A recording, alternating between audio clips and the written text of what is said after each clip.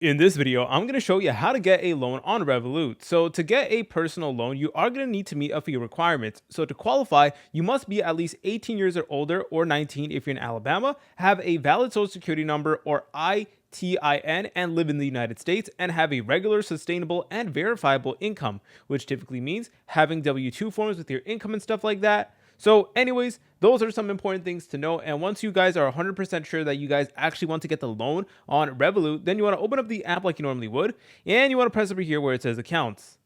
Then you're going to see this option that says personal loan. So you just want to go ahead and select on it. Then it is going to allow you to begin the application. So you will need to enter in the loan amount right over here. So that's incredibly important. Then you want to select on continue.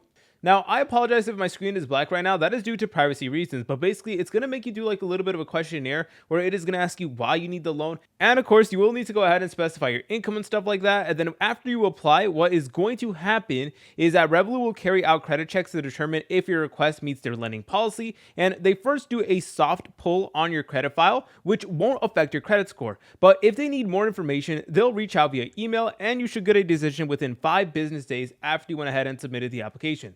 So if you're approved, you'll need to view the offer, choose your preferred terms, read the pre-control documentation, and accept and sign. At that point, a hard pull on your credit will occur. The loan funds will then be deposited into your Revolut prepaid card account, and then you should be good to go.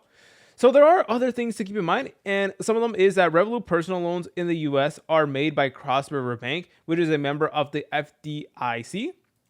And the loan offer you receive may differ from what you originally requested based on your financial situations. And unfortunately, not every single user is going to be eligible. Availability also depends on your account and credit profile. So that is something to keep in mind. So if you guys found this video helpful, make sure to leave a like and subscribe. I'll see you in the next video.